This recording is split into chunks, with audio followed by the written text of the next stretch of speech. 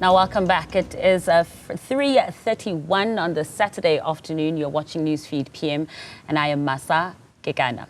Now, to this story, the Independent Electoral Commission says between April and June, political parties declared close to 190 million rand.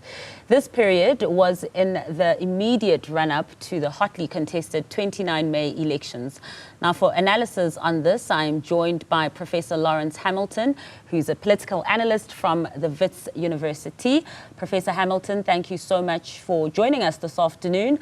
Big money pumped into political parties ahead of the elections. Good afternoon, Masa, and good afternoon to your viewers. Yes, big money, the largest amount ever, beating the quarter before, which was the first time the figure had risen above 100 million. Should citizens be concerned at all if the number keeps increasing or not, or is this just the business of the day of politicking as well? No, I think citizens need to be really concerned about this. This is a model that lots of countries around the world, especially the United States of America, utilize, and South Africa is starting to move down this route. It has regulated it to the extent that it's now a requirement, although it looks like it's been scrapped, this requirement, which is concerning.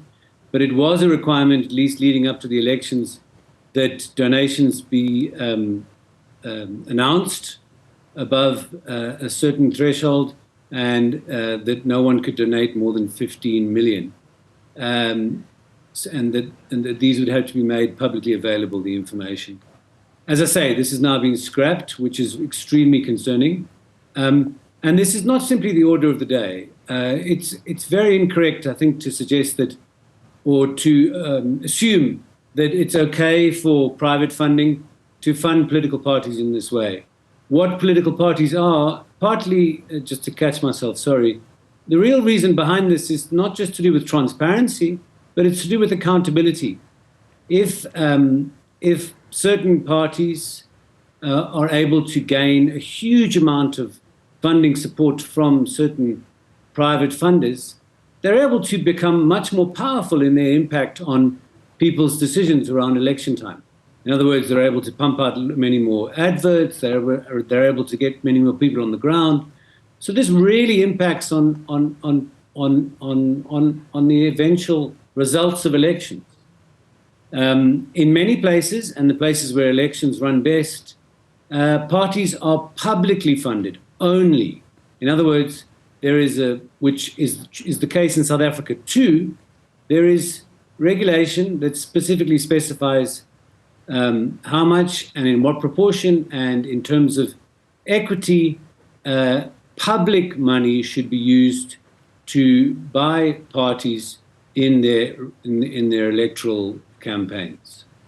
And it seems that in terms of accountability, in terms of equity, in terms of the power that these parties have to garner support, that ought to be the case, especially in a young democracy like South Africa.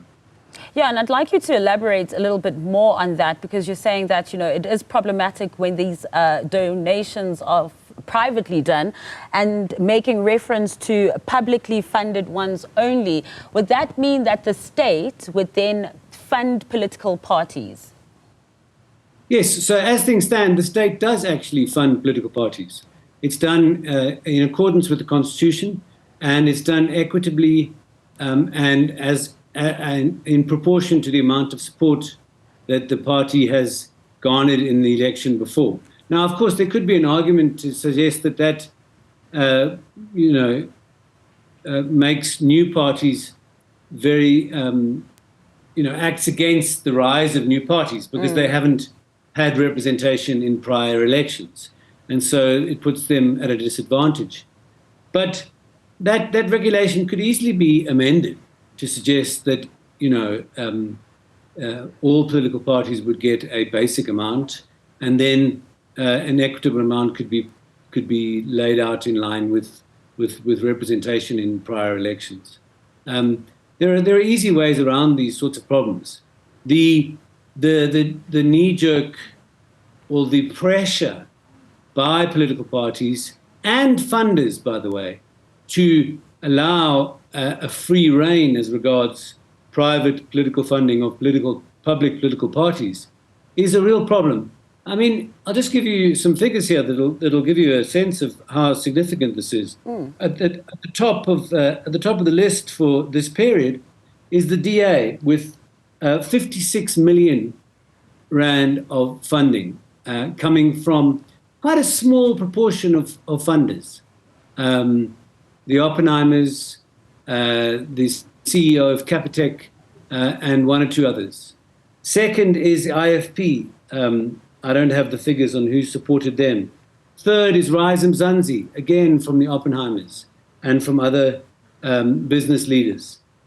The ANC was fourth in private funding from MTN, from one or two private funders, and from its own Chancellor House. So you have a situation in which you, depending on your access to large private enterprises, very wealthy individuals or companies, you have an issue around the power that you can access via these funds, depending upon your position ideologically, okay? And then there's also the matter of corruption.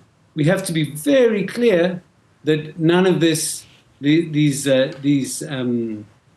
donations are made in kind. In other words, none of these donations are given with the unwritten notion that the party in question will act in any way supportive of the funder.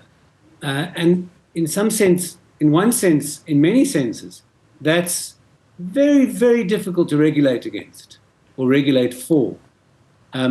It's a much better solution to find a way of publicly funding political parties rather than trying to regulate, and as I've just specified earlier, deregulate recently as regards private funding, because it opens you up to not just the potential for corruption, but it opens you up to creating a massive disequilibrium as regards power between political parties.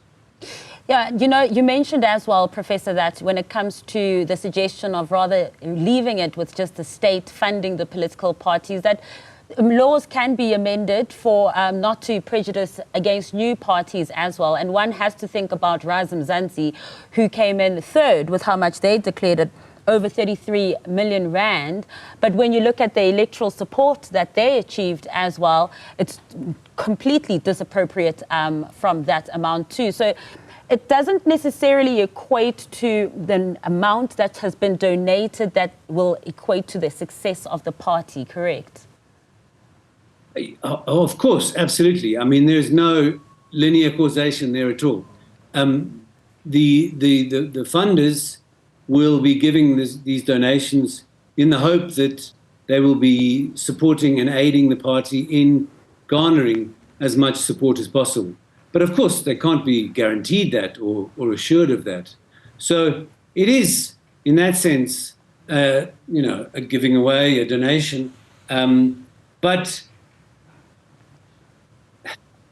given the electoral environment in which we have lived as a full-blown democracy for 30 years, and the dominance of the ANC, and the fact that the DA seems to have reached a kind of ceiling, and you have the rise of things like Rise Mzansi, you can see that a lot of very wealthy private individuals are trying to find alternative methods of supporting new political parties and political parties that support their ideological agenda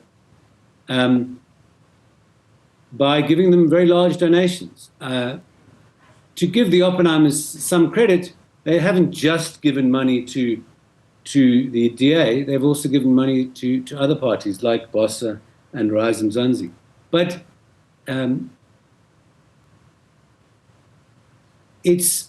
so yes, to answer your question, there's no assurance that will create a better greater success during elections. But what it does assure is that the party can be much more prevalent in the media in the lead up to elections because they have the funds.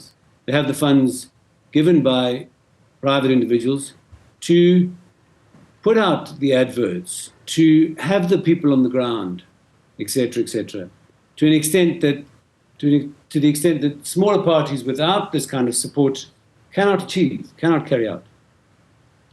Yeah, and I guess political parties will come back to say, look, the money that we get from the state would not be enough to be able to effectively campaign for votes as well.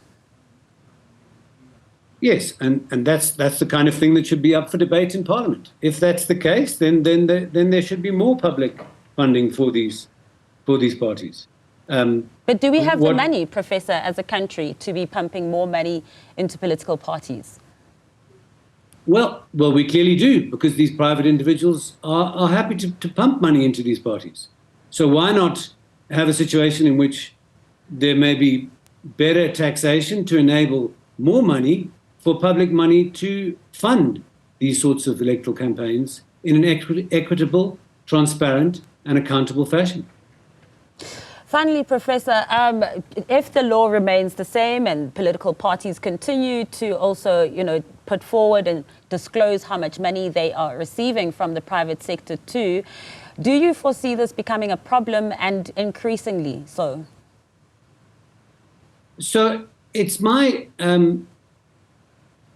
as far as I'm aware, this legislation that was finally signed in to law, or at least enacted on the 1st of April 2021, has now been scrapped just prior to the elections.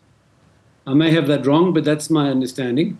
And what this means is that going forward, despite that, I should say, all of the parties did make public the private donations up until the end of June, I think it is. But there is no legal obligation for them to do so going forward. In fact, there wasn't a legal obligation from May till June either, but they actually did so, and the ISC has commended them for this. But what this means, if this is true, this means that we will have lost the very small amount of transparency that we had from April 2021 up until recently. We will have lost that requirement that parties make public who has the funds that they have received, between 100,000 and 15 million, and who has donated these funds.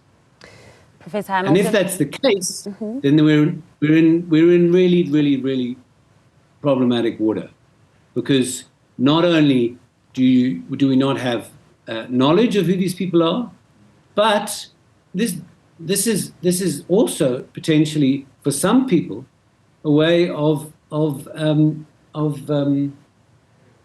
using money that is the consequence of ill-gotten gains to support political parties.